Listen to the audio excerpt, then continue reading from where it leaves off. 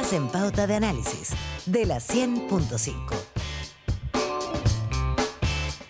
8:38, estamos de vuelta, ya lo habíamos anunciado y prometido. Cristóbal Belolio, pese a que no es jueves, porque el jueves es el día de Navidad, no vamos a estar aquí, así es que lo tenemos en día miércoles, en la previa, en las horas previas a la Navidad. Cristóbal Belolio, académico de la Universidad Adolfo Ibáñez. ¿Qué tal desde la Nochebuena? Me gusta eso de la Nochebuena. Sí. ¿Qué tal? ¿Qué tal? ¿Cómo Prepara- están ustedes? Hola, gracias. Con Cristóbal, mucha por paz, venir hoy. con mucha paz. ¿Sí?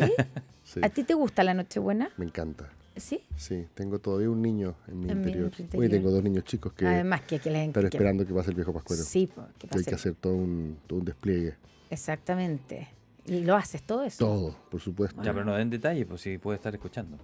No creo. Pero si el viejo Pascuero... Oye, ¿viste que el viejo Pascuero hay un Sí, sitio? Nora Santa. ¿Sí? Ahí lo puedes seguir. Es que, Ya partió. Ya partió. El Ya trineo, ya sí. pasó por Rusia y entregó sus Oceanía, primeros regalos, entonces. Oceanía y todo eso. Sí, he estado mostrándole hartas películas navideñas a mis hijos en estos últimos Porque días. Venezuela pasó antes, es verdad. No, como en Pasó hace septiembre. como 2 Venezuela, meses. Tiempo. ¿Ya? Pero echo de menos una que Buena daban. choice. ¿Cuál? El otro día pregunté en redes sociales y fíjate que no encontré respuesta satisfactoria, porque el tipo que me manda a bajar una película torrent, yo no hay paciencia. Qué tanto. antigua. Claro.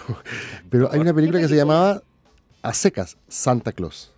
La película del viejo Pascuero, ¿no? Que actúa... La tuvo TVN, esa la tuvo TVN en los 80. Exacto. Es Sí, la película del yo sé cuál es. 85, que actúa Dudley Moore, si no me equivoco. Sí. Clásico No aparece navideño. ninguna- No está ninguna- en Netflix, no, en en nada. Amazon, en Pero ¿cómo? HBO, No en está. Disney. No está. No La está. tenía TVN esa y para mí fue una de las mejores. Que me marcó de mucho hecho, por esta la vida- edad también. una Por algo se cuestión llama contemporánea. Santa Claus. Porque y no es Santa Claus, llegó a la ciudad, Santa Claus y esa secas. No, Sí, yo sé Santa cuál Claus te y La nada historia de más Santa película. Es muy bonita esa película. Oye, Maravillosa, y no bonita. está. Y espérate, porque esto tiene que ver, porque las generaciones hoy día probablemente no entienden esto, que nosotros estemos hablando de películas de Navidad. El 24 era un día, por lo menos yo tengo ese recuerdo, como que uno no sabía como niño mucho qué hacer, porque estaban todos los adultos en preparativos, como preparativos Sí. de cosas en las oficinas, o sea, a las 12 del día se acabó el tema, y yo me acuerdo que veía películas de ¿Sabes cuándo Navidad que empezaba la había como programación unas especial? maratones. Empezaba el 22 de diciembre, los canales empezaban a dar muchos dibujos y películas de Navidad. Los 2 canales, para mí que yo era de región, eran 2 canales nomás, daban Sí. permanentemente. A nosotros nos obligaban a dormir siesta justamente por lo mismo, Connie. Como no, Para- como había un para tipo durar muerto. más tarde. cortar el día, Sí. porque Y pa- uno... Y para durar hasta después la más tarde, claro. Y hasta la porque noche. había que esperar a las 12 de la noche que pasara el viejo Pascuero. Ya. Bueno, pero Nos vamos... elegimos para eso a Cristóbal. No sé, pues vamos a Pues hablar yo de hablo lo, de lo que quieran. de lo que ustedes quieran. Oye, vamos a hablar de los regalos navideños políticos, de estos primeros días y cómo pasa su primera Navidad de presidente electo, José Antonio Kast, y su última Navidad de presidente, Gabriel Boric. Bueno, yo creo que Gabriel Boric pasa una Navidad amarga desde el punto de vista político, ¿cierto? Desde el punto de vista personal, yo creo que es lo más importante en este caso de la primera Navidad con su hija, así que, Sí. digamos, hay cosas Qué lindo. importantes en la vida y las otras son... Y son menos. las Navidades, Accesorios. cuando llegan los hijos, cuando uno tiene hijos, cambia otra completamente la Navidad. Así que desde ese punto de vista yo creo que debe estar viviendo una Navidad muy especial, pero obviamente desde el punto de vista político, hoy día en el mundo de la izquierda, la noche de los cuchillos largos, como se dice, está buscando culpable, está buscando a quién responsabilizar de la derrota y tesis sobran. Me di el trabajo de leer la autocrítica de George Jackson, lo ¿Qué te que pareció? ha dicho también Fernando Atria y otros. Todos tratando de Gonzalo entender. Winter también, También. ¿lo leíste lo que? Algo, que- sí, ya. sí. ¿Y qué te Bajé a todo esto una aplicación que me permite escuchar los textos. Qué Entonces yo lo bueno. subo y voy en bicicleta, voy caminando. Y te lo va leyendo, por así me lo va leyendo a la velocidad que yo Después quiero. danos el dato de la Entonces aplicación. está buenísima. Quizás hay gente que ya ocupa esto hace mucho rato, pero para mí fue todo un descubrimiento que yo leo mucho, pero a veces como no audio- tengo es tiempo. como audiolibro. No, pero cuando tú en la pantalla de tu teléfono le pones en los 3 puntitos arriba, te permite leerlo también. Claro. A mí yo lo hago Sí, eso y sí. me funciona. Más o menos Sobre lo todo mismo. además para no desconcentrarme. Pero bueno, ya me ¿Qué te, desconcentré. ¿Te parece que hay realmente una autocrítica o que tal vez todavía es muy pronto? Empezaron a hacerse las responsabilidades, hay varios apuntando al propio Gabriel Boric o a este gobierno del resultado de la elección, pero probablemente eso requiere todavía de algo un poquito más profundo, más que simplemente echarle la culpa al presidente, ¿no?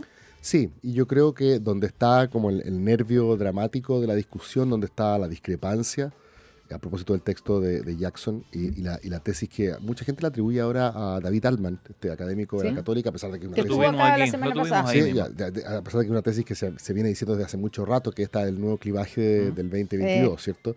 Él no le llama apruebo o rechazo, él le llama refundación versus restauración, ¿cierto? Sí. Refundación serían los que votaron apruebo, restauración del orden serían aquellos que votaron rechazo. Me acuerdo que en su momento Tironi le llamó octubrismo versus septiembrismo.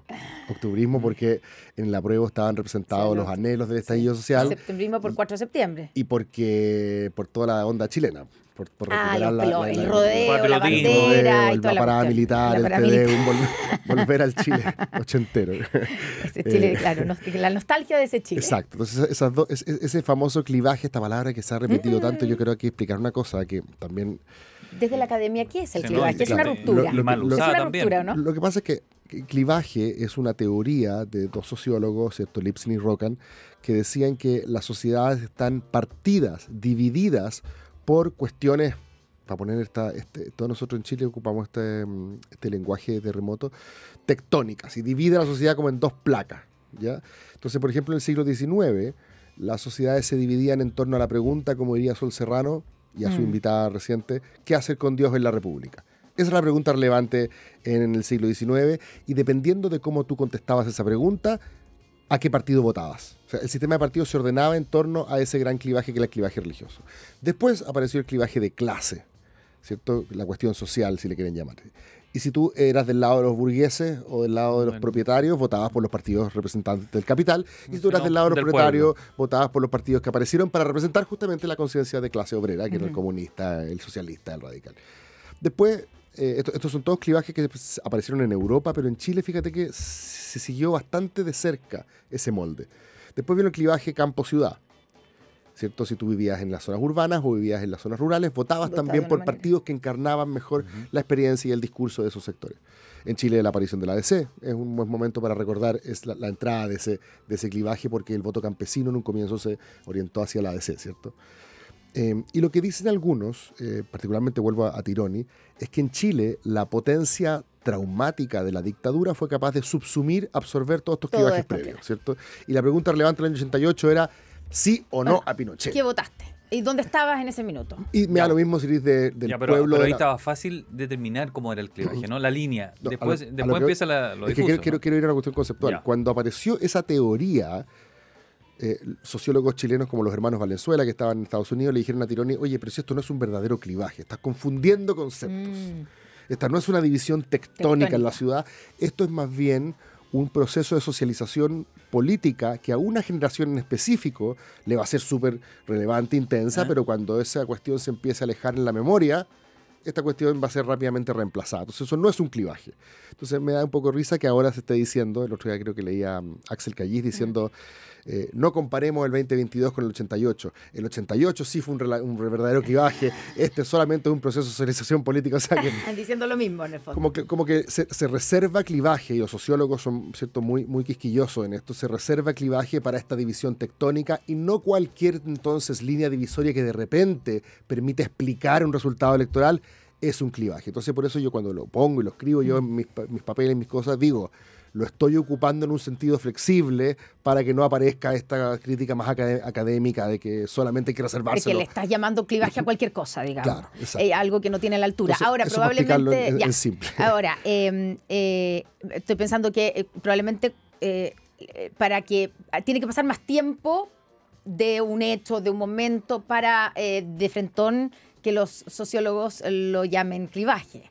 Tiene que haber mucho más... tiene que pasar mucho más agua bajo ese puente para darse cuenta o para demostrar que ese clivaje es tectónico, bueno, es profundo.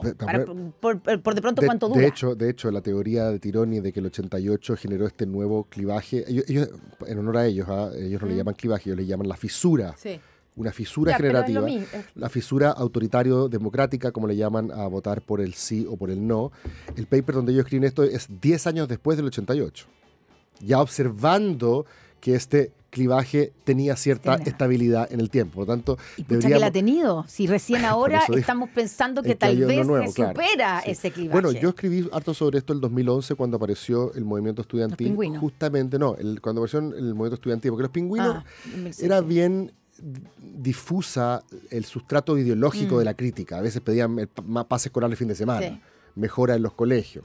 Pero el 2011 sí tenía una carga ideológica más fuerte, con una generación que no tuvo la experiencia autoritaria, por lo tanto ya podías empezar a evaluar qué tan presente estaba en ella ese hito originario que fundó el clivaje. Pero bueno, ahí apareció por el lado de la izquierda RD, Convergencia, ¿cierto? Comunes, que después se llama el Frente Amplio. Por el lado de la derecha apareció Evópoli, que también fue una especie de reacción al 2011, por el otro lado. Pero lo interesante es que hoy día, si nosotros el 2032 seguimos pegados con que aquellos que votaron rechazo siguen votando por la derecha y por lo tanto hacen que sea una mayoría estructural, y aquellos que votaron apruebo siguen votando por la izquierda y son una minoría estructural, ya quizás en 10 años más corresponde hablar de esto. Lo que dice Jackson en su texto es que él no se compra la teoría de Altman de este nuevo clivaje refundación, restauración. Hay dos, uno podría decir, bueno, no se la compra porque no les conviene. No, claro, que quedan de minoría. En esa cancha quedan de minoría por harto rato. Por supuesto. Y si realmente es un clivaje, van a estar mirando desde la galería por mucho rato. Correcto, con lo que fue lo que le pasó a la derecha durante 20 años, ¿cierto? El único que de derecha que llegó al poder... Había votado que no. O sea, ¿quién habría que ser para hacer el símil? El próximo de la izquierda que llegue al poder va a ser alguien que votó rechazo. Cacha, qué difícil. Habría que buscar para buscar a alguien que el mismo símil de Piñera, por así decirlo. Sí, claro. ¿Me explico? Ya, bueno. Entonces él dice, esto no es un nuevo clivaje, porque los que entraron a votar, los nuevos votantes, los habituales, esta especie de... Si nosotros tuviéramos nuestra propia revista Time y eligiéramos el personaje del año, probablemente en la portada aparecería el votante no habitual. Sí. El votante obligado. Es el que todos le estamos tratando de sacar la foto. Y según lo que dice Jackson y otros, es que ese votante no hay que contabilizarlo en las huestes de la derecha, porque el rechazo no habría tenido, a diferencia del plebiscito del 88, la potencia de generar identidad todavía. O sea, no hay el sí generó identidad. Yo soy de los del sí y tú fuiste de los del sí por muchos años. Y por eso causó tanto impacto cuando Harold Nichols no se acordaba bien dónde estaba y de repente dijo yo voté por el no y después en realidad es que se me olvidó que había votado por el no, voté por el sí. Entonces a uno no se le olvidaba dónde estaba en ese minuto. No porque estuviera bien o mal, pero... Claro, y generó una cierta identidad que duró durante mucho tiempo. Los del sí, los del no. La gran pregunta es si es que el apruebo o rechazo tiene la capacidad de generar esa identidad. Según algunos, no la tiene. Fue un momento en el cual llegaron los no habituales y dijeron, a ver, aquí la élite me está proponiendo un proceso constituyente y te lo tiro por la cabeza. Te tiro por la cabeza el primero, el segundo. Y me quedo con el que está. Todos los demás. Claro, pero no es porque... No me gusta el que está, pero me quedo con no es porque el rechazo me esté a mí dando una nueva identidad política con la cual yo me voy a quedar. Esa es la tesis más bien de Jackson y compañía. La de los otros es, ojo, porque cuando uno vota por primera vez, sobre todo en un proceso de alta intensidad emocional como fue, generalmente después para reforzar cognitivamente que no te equivocaste, sino que hiciste lo correcto, reafirmas votando por el mismo lado. Oye, yo hasta el momento es lo que yo he visto más interesante en la reflexión. Y para terminar lo de Atria, nomás me parece también interesante, que creo que confirma la tesis que en ese momento fue minoría, pero los que la sostuvimos creo que es importante recordarlo. Él dice, nosotros leímos mal el estallido social.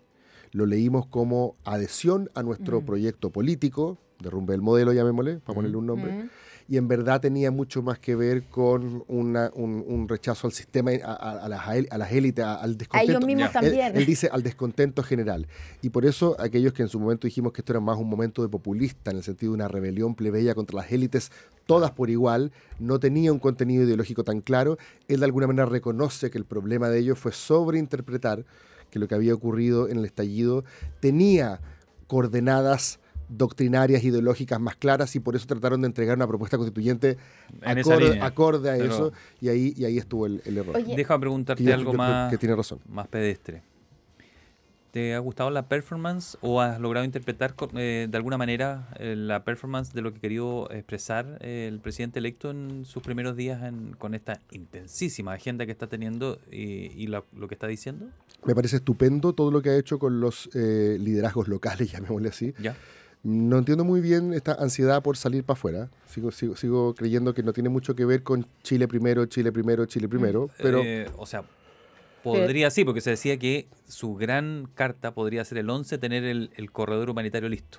Sí, el 11 de marzo. me parecería estupendo que lo Eso hiciera, es lo que pero está tratando de haber ido a sacarse la foto con la motosierra de Milei me parece que fue un desacierto. Sí, Lo han la reconocido foto. incluso personas del sector. Cercano. ¿cierto? Él insiste, dice, no, pero si el símbolo de De él. Argentina, de Milei. Claro, pero va de la punto. mano con ir a pedir Estamos la de entrada de acuerdo, DASA. sí. Yo creo que ahí sí es un poquito el loco, pero bueno, obviamente no lo van a reconocer. No.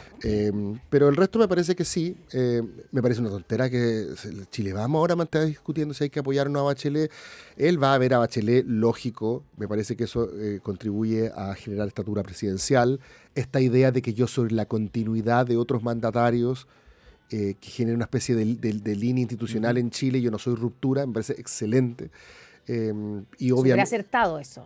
Súper acertado. yo creo que sí, yo creo que Y además sí. un cambio con el tono confrontacional de la campaña. Totalmente, que es un poco lo que hablamos la Sí. semana pasada respecto a su primer discurso. Porque dijo, ya no estamos en campaña. Y por eso, obvio, ahí está la respuesta. Cuando Exacto. le preguntaban por qué no mantiene lo mismo, es que ya no estoy en campaña.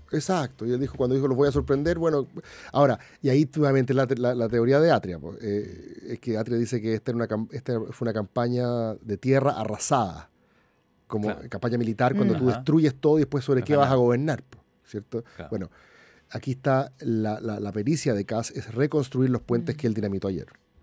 Si es capaz de generar nuevas confianzas allí donde no existen, Puede levantar un mecano ahí. exacto, Oye. y tiene hartos militares a su alrededor. Oye, yo sé que se nos acaba el Puente tiempo, pero es que yo no puedo dejar pasar el tweet ex de Irina Caramanos. ¿Lo vieron? Sí. Yo sí. Ya, es que yo ayer. necesito hacer un comentario, porque es que está como de vuelta Irina Caramanos, no la habíamos escuchado o visto. Es que han hecho de todo con ella estos días, con Ah, su frase, bueno, de trending sí. topic por Ya, su y lenguaje complejo. Recordemos además que ella fue la que, siendo pareja del presidente Boric, terminó con la institución, digamos, como una promesa, compromiso del gobierno de campaña, terminó con la institución de la primera dama. Entonces ella publica lo siguiente, dice, parece todo un dilema el de Pía, salvar la austeridad anunciada por su cónyuge o salvar una tradición que retrocediendo el reloj llena el vacío dejado por reinados. Sacos de dormir o tronos en el palacio. Que nuestra política sea presidencialista no quita que sea contemporánea. Esto Sí, a raíz la de segunda toda... parte no entendí mucho. La primera sí. La primera es obviamente qué quiere hacer ella. Alguien dijo, ese es el idioma caramanés. Caramanés. La segunda parte me parece la primera parte me parece bastante evidente. Aquí, ¿qué quiere hacer ella? Vuelve a ser la primera dama y al ser la primera dama con la pompa, los recursos que chupa ese cargo, ¿cierto? O dice, ¿sabéis que no? Yo justamente por el discurso de austeridad no voy a hacer uso de todas esas prebendas, prerrogativas. Esa es la discusión. Yo no veo que haya mucha discusión porque justamente si de clivaje, refundación, restauración se trata, aquí se restaura todo. Entre ellas las tradiciones de la primera dama. Alguien decía, alguien en una discusión de esto se decía, desde la izquierda decía, pero es que hay que darse cuenta, a la gente le gusta la primera dama, la gente le gusta la Teletón, la figura, a la la gente, figura. como hay una cantidad de cosas que pueden parecer Y cumplieron un del rol, pasado, cumplieron un etcétera, rol en su pero momento. como que a la gente le gusta ciertas instituciones. Bueno, es interesante que algunas cosas, a veces cambios culturales quedan y los que vienen después sencillamente dicen, bueno, ya está, ya se movió esto y no podemos revertirlo. Fíjate que la única cosa que heredó el segundo proceso constituyente del primero fue la paridad. Ujú. O sea, por muy Quedó como por concepto, muy o sea. conservador que haya sido el segundo proceso, heredó algo del primero, lo que habla del triunfo cultural de esa movida, por así decirlo. Y ahora la gran pregunta es, bueno, va a ser un triunfo cultural de Irina Caramanos haberse echado el cargo de primera dama, o Puede que ahora lo que viene la restablezcan y sea restauración, ¿cierto? Volvemos a foja cero y lo anterior fue simplemente un accidente, sepultado. un paréntesis, claro. Cristóbal Berolio, te agradecemos haber venido hoy al estudio con nosotros como cada semana. Un gusto. Feliz Navidad. Igualmente. Que tenga una Nos linda vemos el Navidad. próximo año. Hasta el próximo ¿verdad? año. ¿O no? Por ahí. Ay, Pero qué por susto. supuesto. No, todavía no estoy preparada. Ya. Estoy con suerte para la Navidad. 8:57.